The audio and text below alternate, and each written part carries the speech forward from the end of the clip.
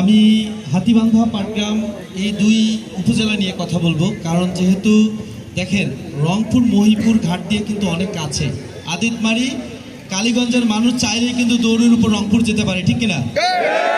আমার হাতীবান্ধা পাটগ্রাম উপজেলা আপনি জানেন রংপুর থেকে কিন্তু মোটামুটি 80 কিলোমিটার দূরে অবস্থিত। আমাদের মানুষ কেউ যদি কোনো এমার্জেন্সি রোগী হয়, আমরা এতদিন শুনছি না যে ডাক্তার আসিবার পূর্বে রোগী মরিয়া গিয়েছে, তো সেই অবস্থা রংপুরে পৌঁছার পূর্বেই আমাদের হাতীবান্ধা পাটগ্রামের মানুষ লাশ হয়ে বাড়ি ফেরে।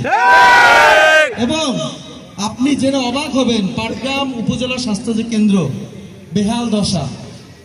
দুই উপজেলায় একজন শিশু ডাক্তার ছিল, একজন, 1 মাসও টিকতে পারে না। দুই উপজেলায় 60,000 আমাদের শিশু সন্তান রয়েছে, তাদের চিকিৎসার জন্য একজন ডাক্তারও এখন নেই। দুই উপজেলার পাটগ্রাম উপজেলায় চিকিৎসক নেই, হাতীবান্ধা উপজেলায় থাকার কথা 25 থেকে 30 জন আছে, 5 জন। চিকিৎসা সেবার অবস্থা খুবই খারাপ। এটার মেইন সমস্যাটা হচ্ছে দুর্নীতি। এর জন্য কিন্তু এই অবস্থা, যে বাজেটগুলো আসতো, যে চিকিৎসা সহায়তা আসতো, এটা কিন্তু কাজে লাগে নাই।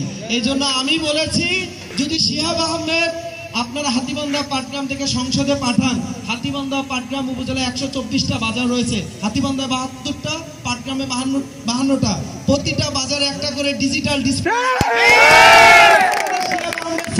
ইনপুট দেবে, জনগণের জন্য প্রতিটা টাকা উন্মুক্ত করে দেয়। দুর্নীতি করবো না, কাউকে দুর্নীতি করে প্রতিশ্রুতি, সকল সমস্যার সমাধান এই একটা সমাধান, ইনশাআল্লাহ। দুর্নীতিমুক্ত হাতীবান্ধা পাটগ্রাম।